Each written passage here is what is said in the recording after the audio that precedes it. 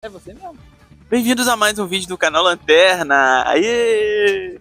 Mais um vídeo pro canal. E então, hoje começando o Bom Dia e Companhia, irmão.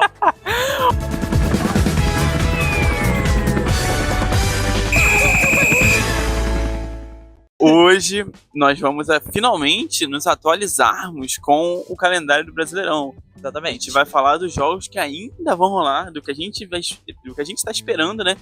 Que pode acontecer nesses próximos jogos. A 28ª rodada do Brasileirão. O primeiro time que a gente vai comentar vai ser Palmeiras, que vai jogar na quarta com o Bragantino. E o Bragantino é aquilo. É o Bragantino. A gente nunca espera muito do Bragantino, mas é um time chato de se jogar contra. Então, apesar de ter dificuldade, eu acho que o Palmeiras ganha sim. E se não ganhar também, já tem o Flamengo na cola. Então, O Bragantino é o que você disse. Eles são até um time chatinho, mas eu acho que esse ano talvez seja o pior ano do Bragantino desde que eles subiram pra Série A. desde que se juntou com a Red Bull, né? Isso aí. Isso aí. Talvez seja o pior ano desde que a Red Bull comprou o time. Então, assim, perderam muitas peças, né? Os caras que eram a cara do projeto foram saindo e depois não deram certo em outros lugares. O Arthur deu certo no Palmeiras, já tá no Botafogo. O Palmeiras provavelmente vai ganhar. E assim, se quiser ganhar o campeonato, que conseguiu a liderança na última rodada, a gente falou no último vídeo, como você disse, o Flamengo tá na cola e se ganhar a próxima partida, já pega a liderança de novo. E o Flamengo que tá de volta. Parecia uma galinha, porra.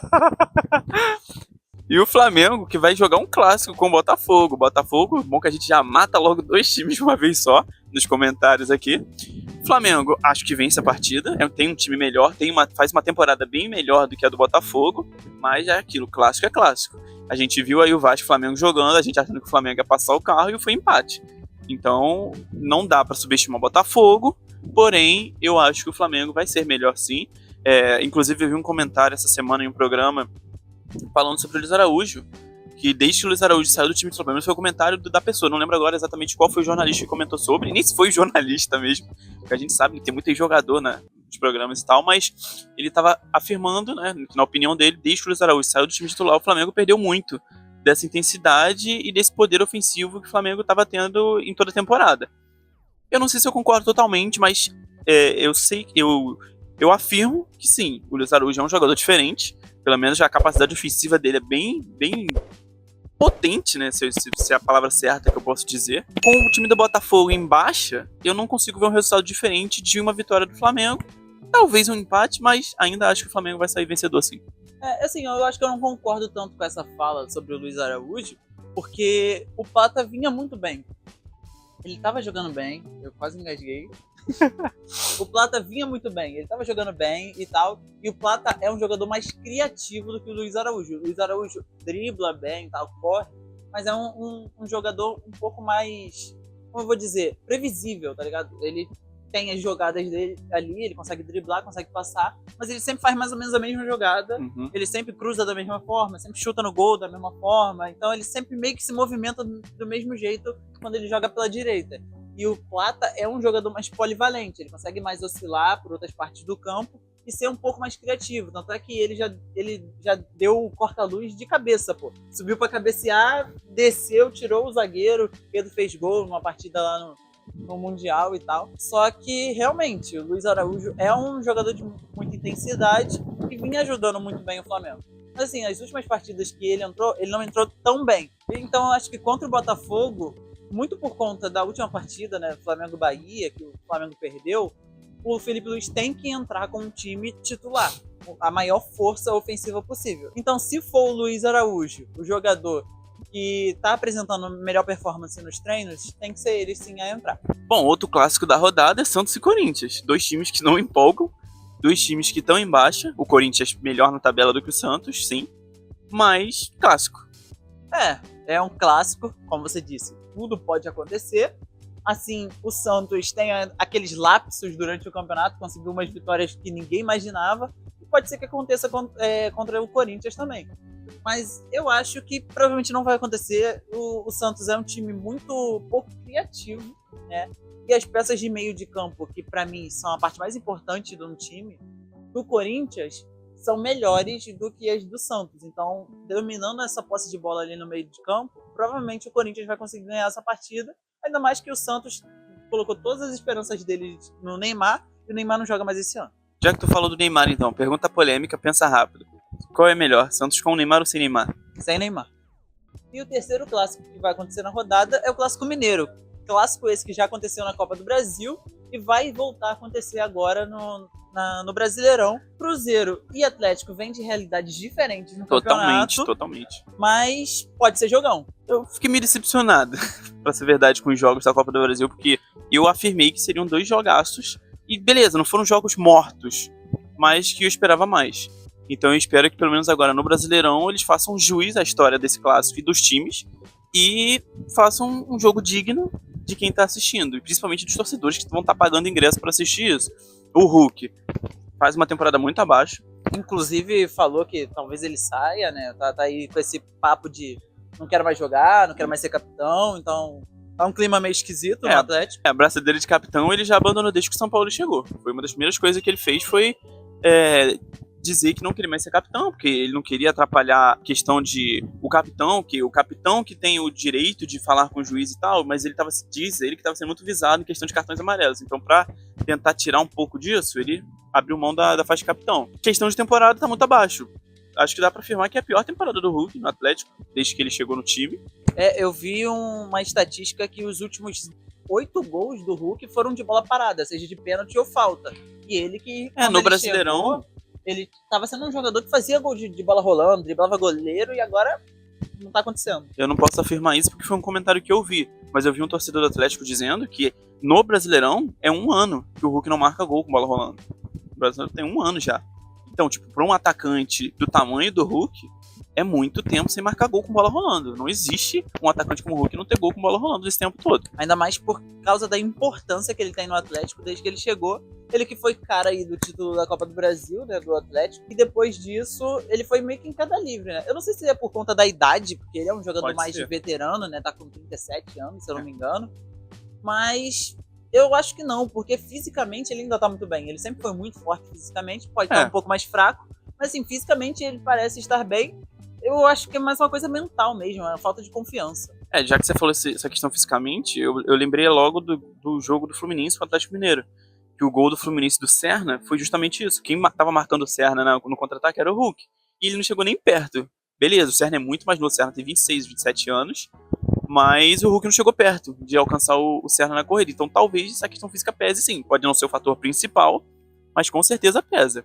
E se por um lado o Hulk tá tendo uma temporada abaixo, o Gabigol tá renascendo no Cruzeiro. Ele tem entrado com mais frequência agora nos jogos, tem marcado gols com menos tempo de campo do que os titulares e tá pedindo passagem. O Gabigol tá mostrando a que veio, né, no Cruzeiro. Ele é um jogador relativamente novo, né, tem pouco mais de 30 anos, acho que ele tá com 32 agora. Tem nem pra queimar ainda. Então, ele ainda tem um certo tempo de carreira. E, cara, ele foi pro Cruzeiro depois de 1 ano em baixa no Flamengo, mas que mesmo em baixa, ele ainda foi importante. Ele ainda fez um trabalho ali, pode ser considerado. Tudo bem, ele não era o Gabigol de 19, de 20, de 21, que foi, assim, extremamente artilheiro. Não foi o Gabigol de 22, que foi muito garçom, jogando junto com o Pedro, mas ele ainda era um jogador competente, tá ligado? Ele não ficou 1 ano sem marcar um gol de bola rolando, fazia os gols de pênalti dele, que ele era especialista nisso. Tudo bem que ele deu uma piorada, não sei porquê. Mas ele era um jogador... Virou reserva? Virou, mas porque o Pedro tava pedindo passagem, porque o Pedro até hoje talvez seja o melhor 9, assim, efetivamente como jogador da América do Sul. Mas eu acho que ele ainda tem lenha pra queimar no Cruzeiro e eu só não penso que ele vai pegar essa titularidade porque o Caio Jorge é um garoto muito mais novo, um jogador com muita mais lenha pra queimar, tá vindo muito bem durante o ano. Então eu acho que esse ano ele ainda não perde a titularidade. Mas se pro ano que vem mudar alguma coisa na gestão de grupo, talvez sim, o Gabigol consiga ser titular e desempenhe o melhor papel dele no Cruzeiro, como ele desempenhou no Flamengo e no Santos anteriormente. E agora vamos voltar a falar dos cariocas, vamos falar sobre o Vasco, que vai jogar contra o Fortaleza, lá em Fortaleza. E, cara, o Vasco tá vindo bem, um retrospecto bom, né? Conseguiu ganhar a última partida, A gente falou no último vídeo sobre as polêmicas, mas ganhou, tá com os 3 pontos e conseguiu se afastar da zona de rebaixamento, que era uma realidade muito grande pro Vasco há, sei lá, um mês atrás, quando a gente falou que eles estavam brigando, estavam a 1 ponto da zona, e agora eles estão abrindo uma margem, né, para parar de brigar contra o rebaixamento e sonhar com a Sul-Americana, que eles conseguiram jogar esse ano e estão querendo jogar ano que vem também. Pô, acho que o que resume esse jogo pra mim é que se alguém chegasse pra mim no início do campeonato e perguntasse quem venceria a partida entre Vasco e Fortaleza, eu falaria sem dúvidas Fortaleza. Mas o que o Fortaleza mostrou nessa temporada, principalmente com o Vojvoda, que já saiu, foi uma temporada totalmente atípica. O Fortaleza, que estava vindo uma crescente nos últimos anos, chegou a jogar, não sei agora se foi quartas ou semi de Sul-Americana, não passou, mas que estava mostrando uma crescente muito grande para um time que não tinha voos altos no cenário nacional do futebol. E internacional, porque eu nunca tinha jogado competições internacionais antes do Vojvoda. Mas que essa temporada foi totalmente atípica disso, totalmente o contrário do que o Fortaleza estava tendo todas as temporadas anteriores.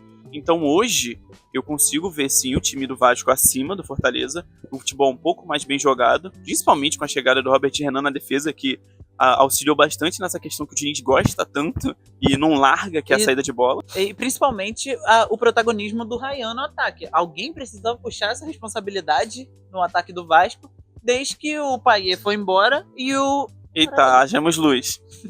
Desde que o Payet foi embora e o principal atacante, que é o Verratti, indo em queda livre no desempenho todo ano. Fluminense e Juventude, aqui no Maracanã, no Rio de Janeiro, e tem tudo pro Fluminense ganhar, mas nunca dá pra esperar o esperado do Fluminense. Quando se fala de Fluminense, não tem como afirmar nada. É um time que, cara, fica até difícil pra gente comentar, porque não tem o que se esperar desse time. Não tem padrão. Exato, cara. A gente viu uma partida, por exemplo, Lanús. A gente jurava que o Fluminense ia passar com facilidade. E foi o que foi. Foi eliminado dentro do Maracanã por um time que não aspira a nada no Campeonato Argentino. Eu vi uma pessoa chamando eles de Atlético Paranaense da Argentina. Eu achei um pouco desrespeitoso com o Lanús. O Fluminense, eu não consigo afirmar, o Fluminense vai ganhar esse jogo.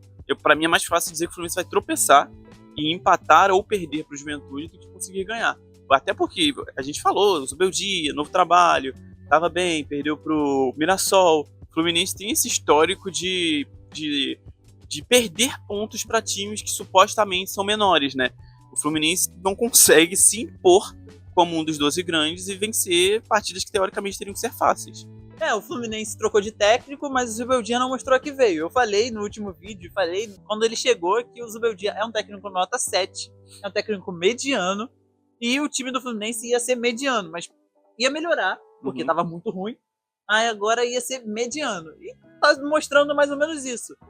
Continua perdendo uns pontos nada a ver, mas pelo menos o futebol jogado deu uma melhorada. Então, assim, realmente não dá pra esperar nada do Fluminense. No papel, eles ganhariam facilmente desse Juventude, que tá uma droga esse ano. Mas não dá pra esperar que eles ganhem, porque é o Fluminense desse ano também, que é o time mais inconstante que eu me lembro nos últimos anos, assim. Mais ou menos desde a pandemia, eu não lembro de um time que consegue, no mesmo ano, ter vitórias magistrais, dominando o adversário o tempo inteiro, e na partida seguinte tomar um vareio de bola de um time que tá brigando contra o rebaixamento. Só o Fluminense consegue fazer isso em 2025.